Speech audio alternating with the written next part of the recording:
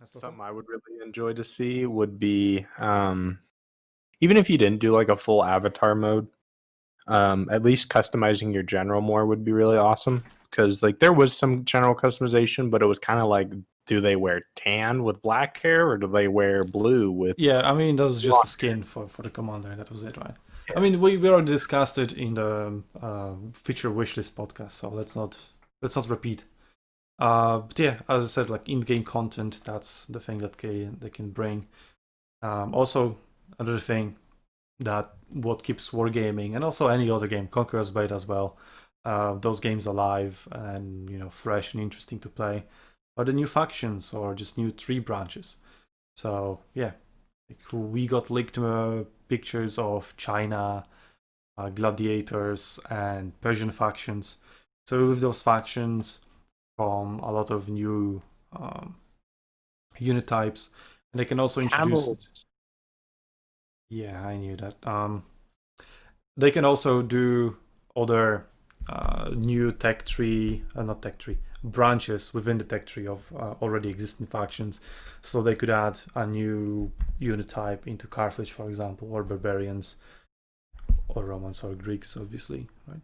There is a huge potential in there, and that's how wargaming keeps expanding, and also tie in like in-game events around those. So like how wargaming does it in World of Warships. There is a release, for example, a very recent release was German aircraft carriers. So they're doing an event based around German aircraft carriers. And then they have, again, sets of missions, complete them, get some rewards. And, basic stuff. They just rinse and repeat the same proven formula. It works, so, why change it if it works?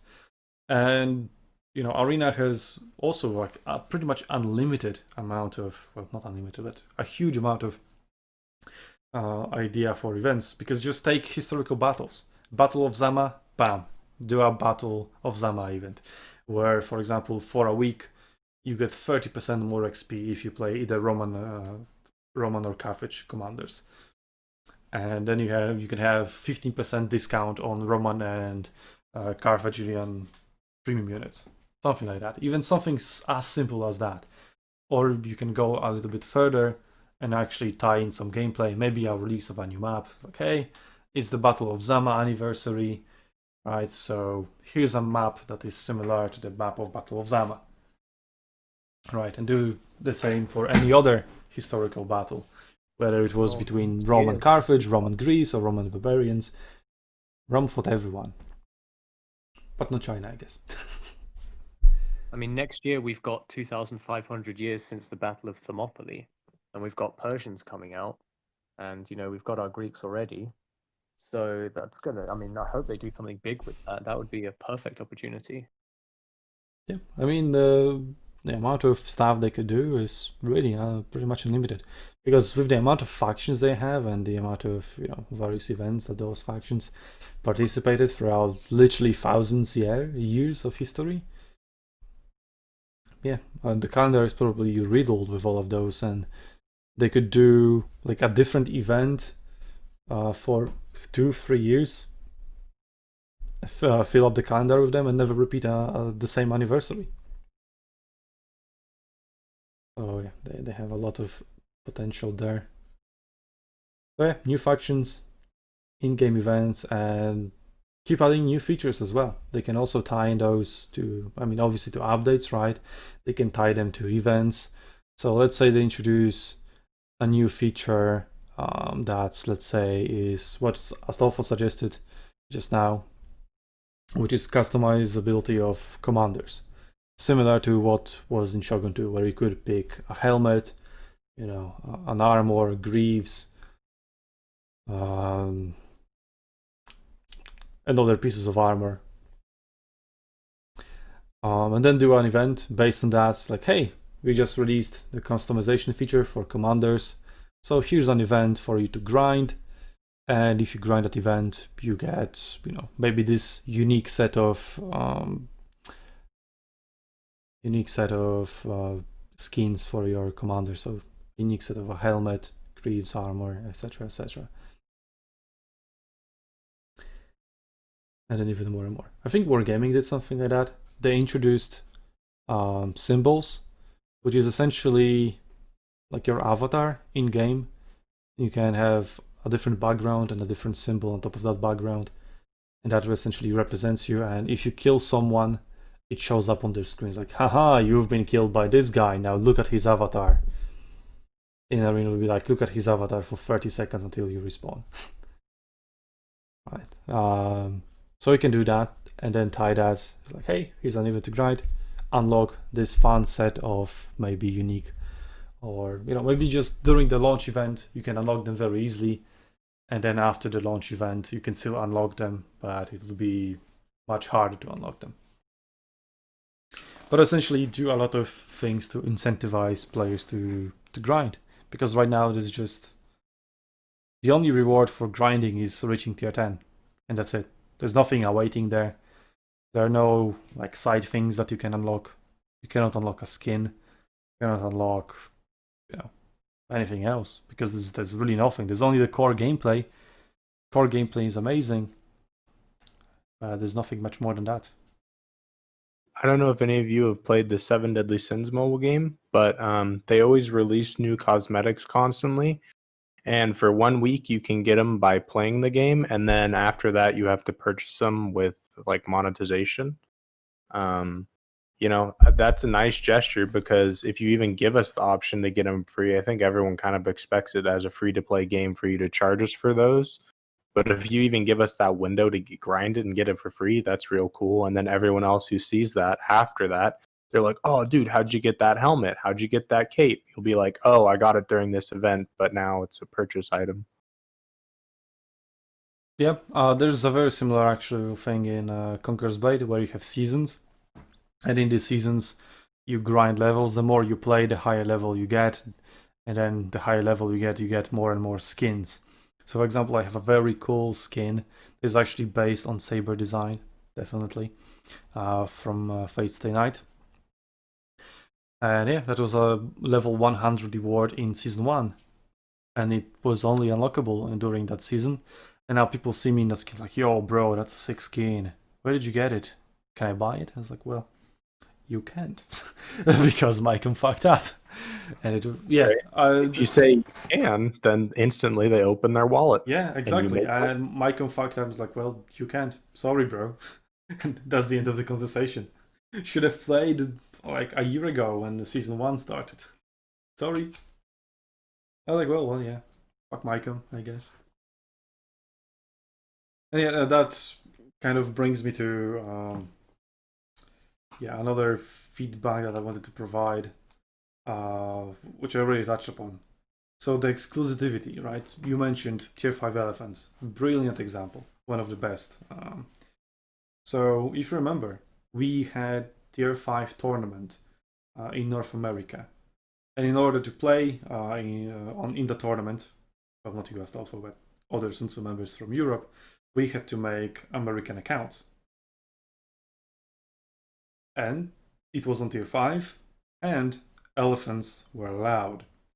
And with elephants allowed, that meant that whoever played and bought them while they had the release window had a huge advantage in the tournament. But then, after a month or 2 months, or for however much they were available, they were gone. No ability to purchase them anymore. And that gives a huge advantage to the people who actually bought them at that time. They're like, yo, that elephant was so pay to win. Can I buy it as well because I want to win another tournament? Nope, you can't. Such a ridiculous concept, and such a predatory. Like, buy this elephant right now. Give me your money right now. Make a decision on this very spot, because later it won't be available.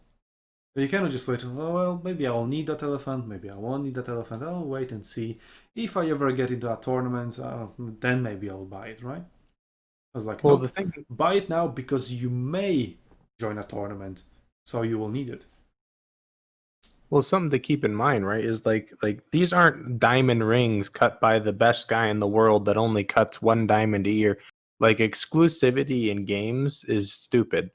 First of all, like, if I see a person and I'm like, oh, that's cool, I want to use his helmet with my shoulders, right, or whatever like that, and then I can't do it, I'm like, first of all, that feels like crap because I'm like, well, that sucks. And then Yeah. secondly, you've just thrown away free money. You literally are just like, yeah, we got a chunk of change at the front, and we've sailed the profits down the river for the rest of the 5-year lifespan of the game. Like, you're not going to get enough people to impulse buy something like that.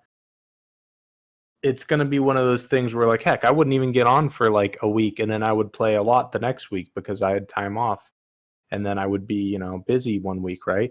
And I missed a lot of premium units that I would have bought otherwise in just Arena alone. Yeah, so that was very smooth transition, or maybe even too smooth, but let's mark it here properly. Okay, let's talk about actual sustainable monetization for Total War Arena, because that is going to be the main factor that determines Total War Arena as a success. Because Creative Assembly, right, as a company, they only care about money. So Total War Arena needs to be profitable for them to not kill Arena again. Because last time around, they killed Arena because it wasn't profitable enough. People weren't buying skins, people weren't buying the premium units. So how do they need to improve on the skin front, on the premium units front, premium account, economy, etc., to make people actually buy their stuff this time around? I think they need to dump the idea of a premium account and maybe go for a season pass or something. Because the idea of a premium account basically shoeholes you into either you don't give everyone enough silver to play the game without a premium account, and then you lose all your free-to-play players. Yeah, just like Wargaming, as I was Yeah, just like earlier.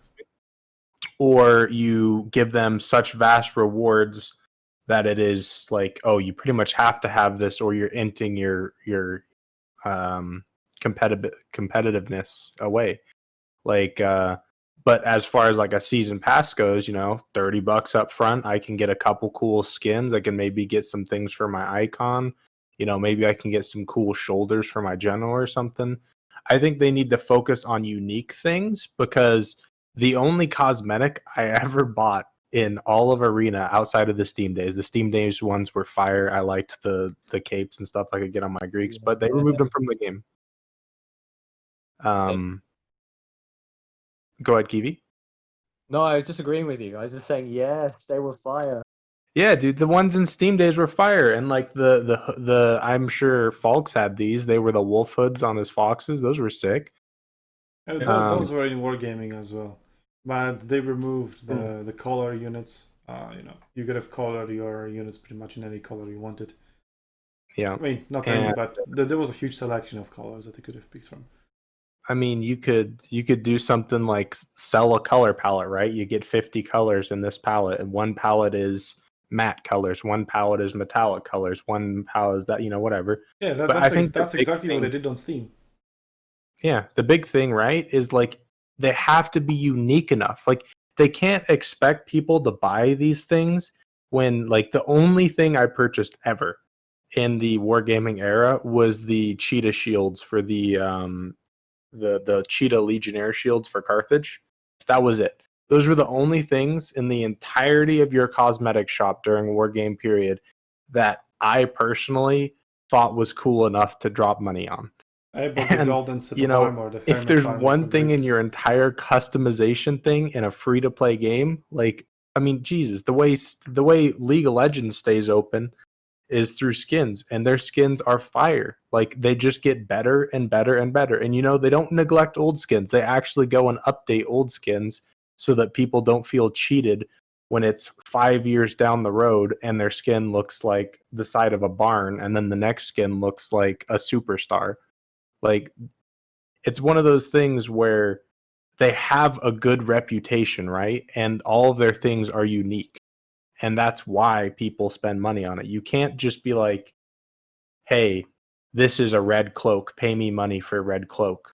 Maybe make it a unique cloak with gold trim and then make me pay for the palette, and I can color whatever I want out of that palette.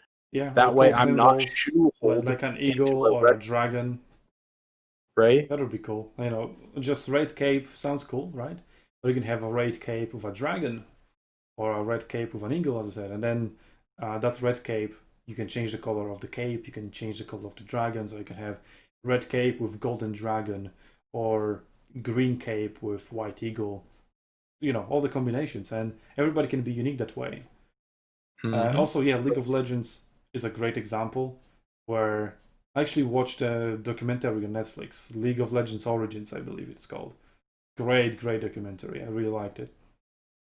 Where they said that at the very, very early stage of the development, they decided that they're not going to do any like pay to win content whatsoever. So the example they gave in that documentary, they thought about the champion Annie, who was based on fire. They had that concept.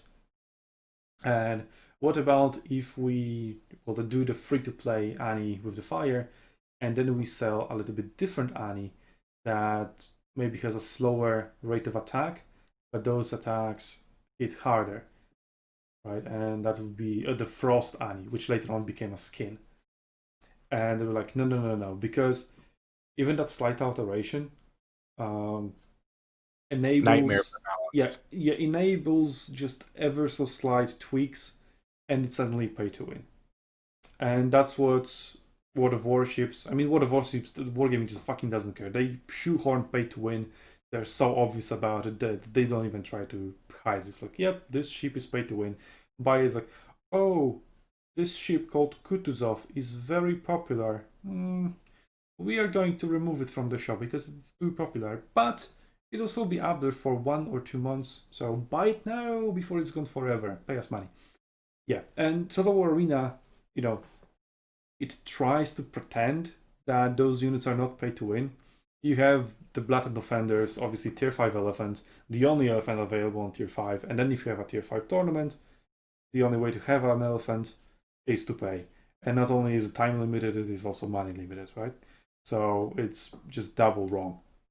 And then they have Sarmatian Lancers, the most powerful by far tier 5 cavalry.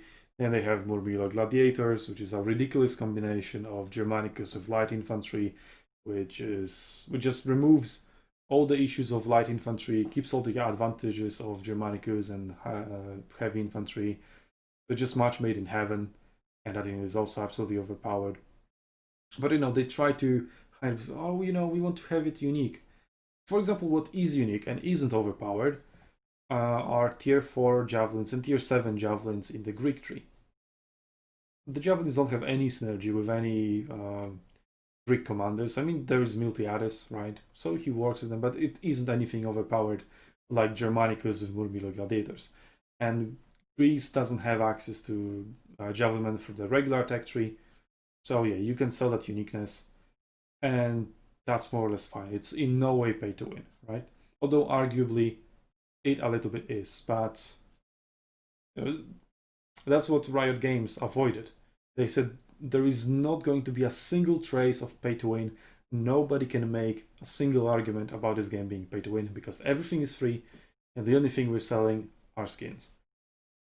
I know people yes, they are very successful, but people are still making actually the argument it's like, oh, some skins are pay to win because, for example, this LeBlanc skin makes your teleportation markers less visible, so they're harder to notice at a glance. So it is a little bit pay to win, So if people are finding pay to win arguments in such just a skin, you can take an actual unit that is the only way to get it is through paying. They can take it to a ridiculous level, and it is a ridiculous level. So yeah, for example, such a thing as a javelin unit in the Greek tech tree, I don't think it is pay to win overpowered, but there can be an argument, and it will be a legit argument, saying it is a little bit pay to win. Because it enables a certain specific combination that in certain specific circumstances can be better than what is regularly available, and therefore is a little bit pay to win. But yeah, those situations are not relevant. But then you have offenders such as Murmillo Gladiators, like, diversity. We want to introduce light infantry to the Roman tech tree. Yeah, but you haven't taken into the account that then Germanicus becomes absolutely overpowered with that particular unit. Or they do something like, it's the same unit that is available in the regular tech tree, but it's slightly slower but slightly stronger. So let's, for example, say, myrmidons in the Greek tech tree. Jojo actually made a video on our channel testing, comparing the tier 8 myrmidons with tier 8 regular Greek spearmen. I think they're Agema spearmen. Doesn't really matter what they're called. The point was, he did a very thorough test and came up with the result that myrmidons on average are 15% better in combat compared to regular spears. And you can say, well, but myrmidons don't have that thing in return that the regular spears have. But some people are willing to make that trade-off. Let's say you trade off a little bit of speed for a much better damage, and then every Germanicus player would make that deal. Like, he's super slow anyway. What does it matter? He's 5% slower if he hits 10, 15, 20% harder, right? And you can argue like, oh, it's pretty much the same, just slightly different. But that slight difference, just like in the case of Annie that Riot Games presents, if they make an Annie that just attacks slightly slower, but the attacks hit slightly harder, even though the DPM in the end will be exactly the same, it still upsets the balance. It still can be called pay to win. And then Arena has much more extreme cases of that. So yeah, they still really need to figure out what they want to do with premium units, if they want to introduce premium units at all into the game. I think they'll stick with it, because that is also a proven success formula for wargaming games. Although maybe after the wargaming fiasco, they'll need to rethink it and which route they want to go. But yeah, I think premium units will still be a thing in Total War Arena. So how do you guys think they should be made in order to be profitable and don't alienate the actual Total War Arena community? Loot boxes. Yeah, great idea. You're fired. Oxy. Yeah. What yeah? Give me some feedback. I talked for so long. Come on, you just make this podcast more alive. Don't make it a one-man show. Come on. Give me something. I guess more loot boxes. Okay, you're fired as well, Astolfo. I mean, you guys got to spend money to make money. This whole concept of like you can strip the game down to nothing and have it just barely, shamble onto the gaming field and it's going to make you money is ludicrous. Like, you guys need to either decide we're willing to support this or not. Like, I mean, Riot Games puts insane amount of money into its artwork and stuff for its skins. That's why I buy them. That's why they're good, because they actually are good. They're not you get brown helmet instead of you get steel helmet. Like, they're completely noticeable and they change the dynamic of your character. It's worth the $10. Like, I don't know how more bluntly I can put it, other than like, you just need to make it better and you more unique and make it worth me spending money on. Yeah, I mean, that's one of the main issues with skins in Total War Arena, though, because your camera is so up high in the sky, right? You don't really see the individual models, so it is difficult to see. You're not going to see it in that much detail. You do see it in the front end. You do see your commander skins in the post-battle screen if your team wins, and all of that. But it's still like not noticeable for, I don't know, 70% time that you spend in the game, right? Because during the battle you're not really be looking at your skins. It's not like right in front of your face takes half of your screen, like your character in Conqueror's Blade, or still, in the center of your screen, quite a big model, like in League of Legends. In Arena, it is much harder to notice. Kiwi, I would be down for banners. I think banners would be cool, like, because then you could banners also is do, one feature that I bring up in the previous podcast, but they continue. Yeah, because you could do a lot of different things with it. Also, voice lines. You could change voice lines. We're all sick of just hearing the same thing over and over and over again. And I would pay to hear different voice lines. I would pay for an R-rated like curse word voice line pack or something like that. I think that would be great. Yeah, those fucking idiots are friendly firing us again, for fuck's sake. Exactly. I Tell would hear that that a moron lot to when I'm fuck playing with off. you. Yeah, I mean, that was also a feedback that I have been bringing up since forever. I even made a few memes about it. So what my feedback It's not is, too difficult, is it? yeah, let me finish you. So what my feedback is, just bring more character to the actual commanders, because the only commander really with any sort of personality right now in the game is Leonidas, and maybe a little bit of Miltiades. And the meme I'm talking about is, the board meeting room where one guy gets kicked out of the window. So what I did is Ambiorix, Kanane, and Leonidas. And the main guy, the boss, says, "Okay, I want to main ranged units. What would you say if I did friendly fire?" And then Ambiorix is not like, "Oh, we're hurting our allies. Stop!" And then Kanane, "Our allies are in there. Stop shooting." Again, the standard thing, right? Then Leonidas is like, "Our foolish allies are standing in the way of our missile fire. You're hired." The other two out of the window. "Okay, Leonidas, what abilities do you have for ranged units?" He's like, yeah, thumbs up. So yeah, I want more something like this. Just make the characters have more personality. And yeah, sure, if that's what it takes, make it hold it after a paywall. I will pay for it. I will pay for my Kanane to thrash my teammates when they get in the way of my friendly fire or missile fire, right? It's like, "No idiots are standing, I'm barraging there." That would be fun. Get Custom out of pings there. as well. You could do that. Say something similar with custom pings, or like, I think emotes is like a little bit too like, because you It could still work. need to keep some flavor of like the historical flavor. But yeah, you could do some stuff with that as well. That's a Yeah, great I mean, question. yeah, we talked about in the previous podcast the feature wishes. You can always just have a button, the historical accuracy, or as it is called in World of Warships, no anime button, which essentially disables all the anime skins, right? And we talked, yeah, about the possibilities of doing some kind of crossover events where you can have, Iskandaru skin for Alexander the Great, where he just completely changes his look to look like Iskander from Fate. Right, you already have some sort of that skin. For example, you have old Vercingetorix and young Vercingetorix, which is almost completely different.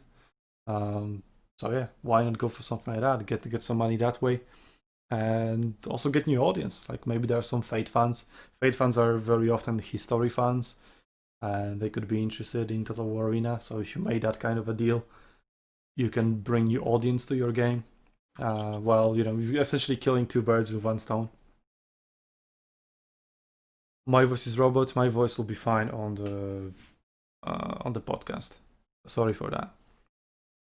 Or maybe it's your connection, Astolfo. Continuing on. Yeah, what I also like about League of Legends that they could bring into Total War Arena is actual interactions between commanders. We have it a little bit. Like, for example, when Arminius kills Germanicus, or Caesar kills Arminius or Vercingetorix, they do say a line like, "Haha, we've killed that traitor," for example, if they kill Arminius, right?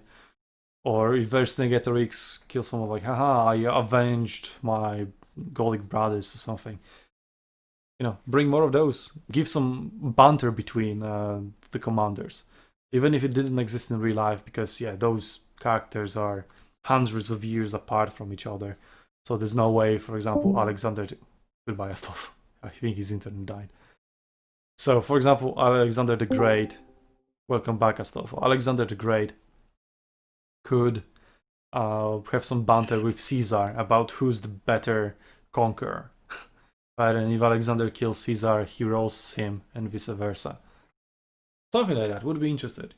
Or just in-game mechanics. Germanicus fighting with Hannibal, who's the better damage dealer. Like, that's how you do vengeance. Anybody wants to chime in on that? Well, since I was disconnected and dropped from the call, I heard the tail end of it, and it sounds cool. Yeah, I mean, yeah, I would just like those features to be free, but if it really is what it takes, sure, hide them behind a paywall, and I'm sure there will be lots of people who, yeah, like me, would like to hear something more interesting from their commanders, some banter, so witty banter, very witty, like they have in Three Kingdoms. Yeah, they have witty banter in there, and people like it. It's a funny thing. It adds flavor to the game. There's no correlation to any game mechanic whatsoever, but it's funny. And yeah, people like it. Bring it over to Arena, make them pay for it, I guess. $5 for a voice pack for your favorite commanders. Yeah, they can absolutely monetize it. And we Yeah, can I mean, also I'd pay for okay, that for sure. Kiwi. Okay, Kiwi would pay for that. Foxy, would you pay for a voice pack for Boudica?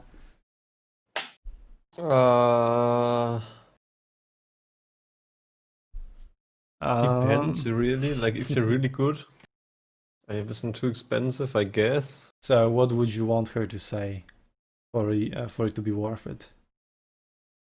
Ara. Yeah. I got He just wants to be told he's the best. yes. Oh, Fox, you god. Oh. Oh.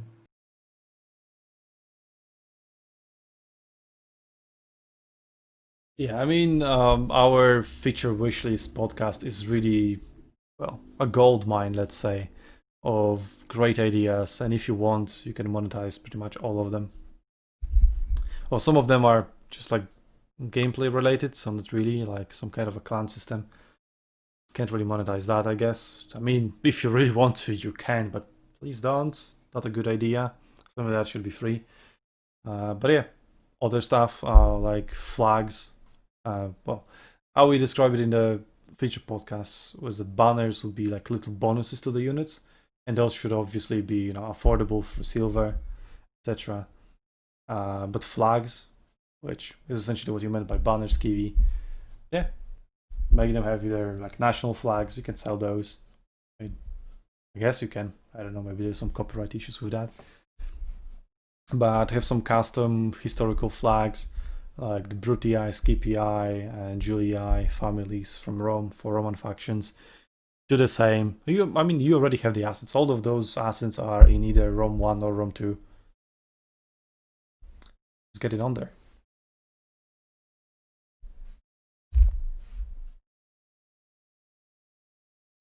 So yeah, that brings us to the last point, which is, controversial point, as we already mentioned. The silver or credits or whatever in wargaming, in arena, etc. Like wargaming, how the credits are handled in that game is absolutely atrociously bad. Where, yeah, as I said, you need to have both premium account and grind multiple tier 8, tier 9, tier 10 ships to just stay afloat with your economy. In arena, that's not the case, but it has like the reverse effect of it, where you just have a shit ton of silver, like literally millions of silver, and you have nothing to do with it. Unless you're a Saldo and somehow are losing silver every single battle and are barely scraping the barrel. So yeah, what would you guys add maybe to make silver more important, and therefore maybe a premium account that increases the silver gain more profitable and inciting? I mean, those banners, for example, could be sold for silver, and other things that we talked about in future podcasts. Any of your ideas? I think it's just not even worth their effort. It's like, I think for them, this whole silver situation is a lose-lose. Either they make it worth nothing because you've got so much of it, or yeah, which is the case right now. Well, which is the case right now, exactly. Or they can make it so that it's kind of so scarce that you can't use it all the time, and you feel bad when you can't use your consumables, or like you feel bad which when would you be have the to play wargaming games, situation. like, without it. Exactly. Yeah, Like, true. well, the Yeah, Washington well, my argument is to situation find sucks, so why something not in the just get rid middle. of it? Yeah, well, yeah, my argument is to find something in the middle where it isn't nowhere near as bad as it is in wargaming, but it also isn't just, over abandoned where you have millions lying around and you have nothing to do with them. but like, how does that actually make the game better? So ideally, you can have. No, we are everything talking about in monetization, bundles. right? So, for example, I mean, you can have those banners, for example. You can earn them through either achievements or just like you can do in wargaming, right? So you get flags, no, not flags, signals on your ships, and you get like 10 of a certain flag if you get a certain achievement. But if you are not able, you're not good enough player to earn those achievements, you can just buy them with silver or with credits, as they're called in World of Warships. You can do that in Total War Arena. And then maybe some players will be more insiders like, hey, I'm not good enough to keep getting those Coronas. I don't get Corona Civica, Corona Mortis, or whatever every single game. So I'm lacking in the banner department. I need to spend some silver on it. And whoops, my silver is running out. Well, maybe I'll buy a premium account. But don't make it as bad as it feels that it is necessary, like it does in wargaming. But don't make it so cheap that you are essentially swimming in both silver and thousands of banners. Which is just price adjustment. I agree with Kiwi and Folks, honestly. I think it is an extra system in the game that will never have value unless they overemphasize its value, because I'm not willing to pay $10. I don't know anyone else who would be willing to pay $10 for bonus silver for something, right? Like I mean, I've said you're also this getting multiple... bonus XP and faster grind overall. Just getting I mean, units faster. Yeah, I guess you are, but like if I'm playing the game regardless, unless you just make it a hell pull for free to play players, then that's an invalid argument, right? Unless you make the Maybe. XP so terrible that you can't do it free to play, then like why is there even a premium? Like I don't know. I just want worthwhile content to spend my money on, and something like that is not worthwhile to me. They either make it too strong to where I have to buy it to even level up stuff and have enough silver to buy my things, or they make it too weak to where I just don't care. And like there's no real happy middle ground in my opinion. I mean, I guess there could be if you tied it to unlocking some cosmetics or something. But at that point, why wouldn't you just make better cosmetics and not crappy ones and just make them real money, and I would buy them for real money, and then you just get the money out front and I don't have to grind my silver. Like, yeah. I mean, okay, well, take my $4. feedback, my feedback was based around the possibility, or rather Creative Assembly's ability to find that golden balance, like the golden middle, where it isn't too bad in either direction. But I guess such a balance is very, very hard to find, and it also will largely depend on people's skill, where good players will be able to, get those constantly, and bad players not necessarily. So yeah, maybe not ideal and not what you want. So I can absolutely see your argument there. Yeah, and even if you do find that balance, like theoretically they find the perfect balance. So that means that you can use everything that you want to use every single game, but your bank account essentially is quite low. It never gets really high. At that point, it's like, well, why then? Because everything that affects me, aka I want to use everything and I can, is already achieved. And then you just have this artificial number which stops you feeling not too bad. At that point, why not just get rid of the whole silver system to begin with? I think the only way to make the silver economy viable is if you can make one-off purchases with huge amounts of silver, and then use those kind of dumps as an incentive to, actually have silver in the first place. Because right now there is no incentive. Yeah, I do like that idea of introducing something that you can buy for a large amount of silver. They have something like that in Conqueror's Blade, where you have your supply dump, where you dump your supplies, as the name implies. But it gets inconvenient because it's pretty much always full. And recently they've introduced an item that you can buy for silver only. I don't think you can even buy it for real money. It's like in-game item that you go to a vendor or merchant rather, and you buy it, and that increases your supply dump limit by 50,000, I don't know, something like that. But yeah, that's where people with excess amount of silver can buy it, and then their game becomes a little bit more convenient because they don't have to clear their supply dump so often.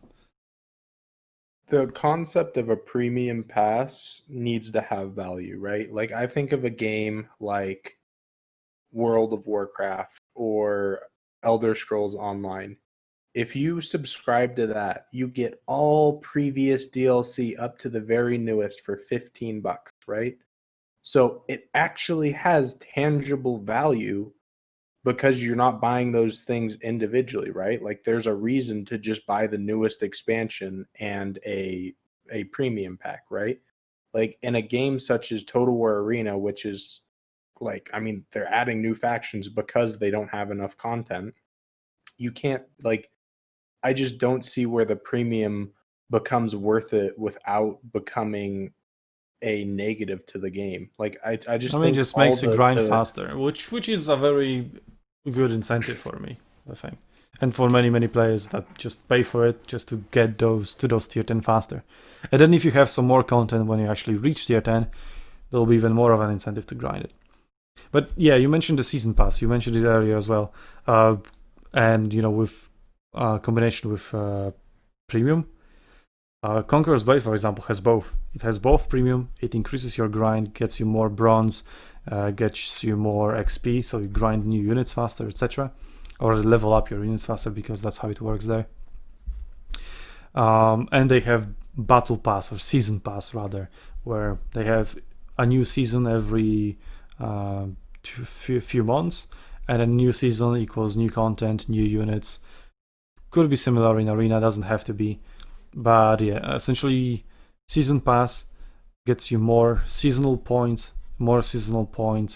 get you through the seasonal levels faster, and each seasonal level is more rewards, better rewards, cooler skins, etc, etc.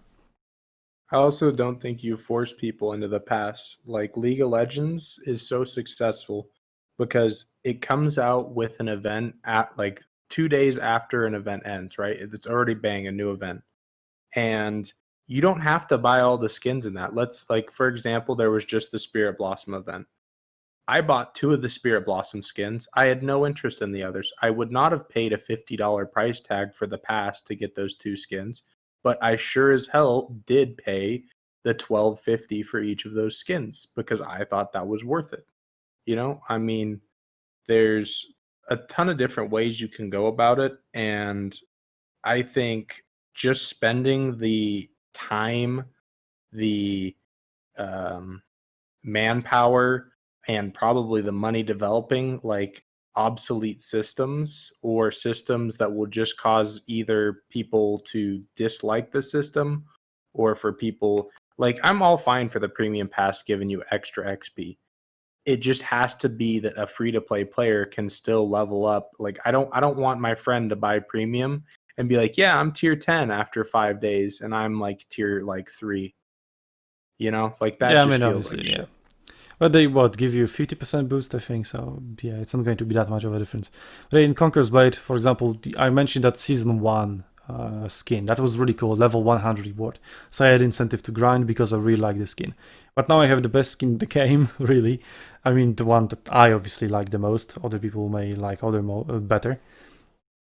But for example, this season 4, for me, it has nothing to offer within the premium pass, because all the skins that are in there, I already have better versions of for the units I'm using. So I'm like, yeah, I don't need that. I don't need to buy that. So I'm not being forced into that. Like, hey, well, if you want to stay competitive, you better play. You better pay.